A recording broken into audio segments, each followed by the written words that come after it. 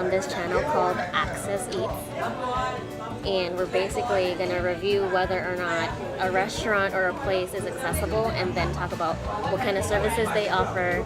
And when we talk about accessibility, we're talking about mobility accessibility in terms of how easy it is to get in, how easy is it to sit down, how easy it is to order, and how easy it is to use the bathroom. What we're doing is we are getting dim sum. And dim sum is traditionally Chinese breakfast. But a dim sum is basically a bunch of different foods, and they come to you to cart, and you pick which one you want. And then they give you this sheet where it's like, get a small, large, medium, and then depending on which one you're getting, they stamp it, and then that's the price. And usually dim sum is about $3 to $4 per dish, which is on the cheaper version. The more expensive ones are like the ones in the city, which are about $5 to $6 each. So the place that we're in is called East.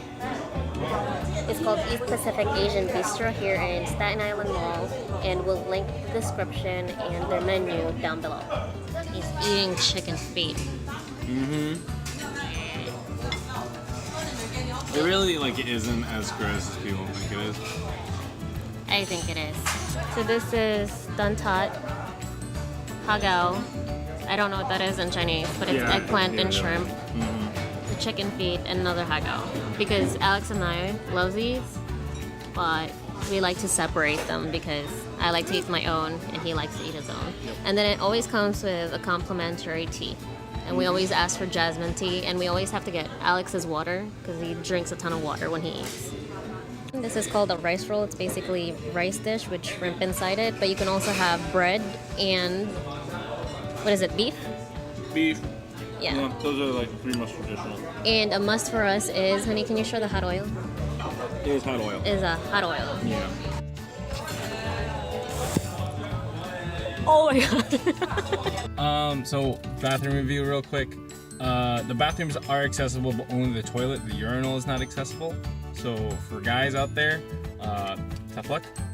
For some reason, the sink gets really wet when you use the faucet. I think maybe it's just the way they set it up there. Is the sink and the soap accessible to a small person? To a small person, it is within reach. Yes. It is within reach. If you were her height, which is around 4'7", you can reach What it. about little Sam?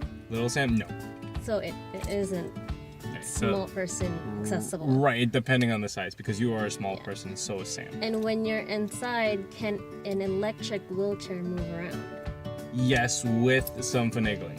Finagling. Yes. The door handles are also gigantic, and it's a push indoor to get into the bathroom, so it's not a problem getting in there. As far as a restaurant, I think it's pretty accessible in terms of wheelchair, because there is a designated space if you have a wheelchair on the side, unlike one of the big booths.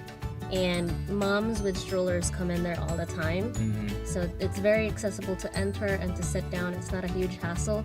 But if you are in an electric wheelchair, I can see how it could be difficult. It would be difficult, and especially if you have a difficulty in understanding other people's accent, it might be an issue, because they do have a very thick heavy accents. Yeah. Chinese accent. Yeah. But they're more than accommodating. They call out other waiters who seem to understand English a lot better.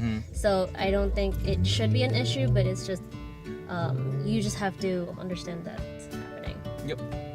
And that's our review of East Asia Pacific. No, East, and that's our review of East Pacific in the Staten Island Mall. Yep. See you guys later. Later.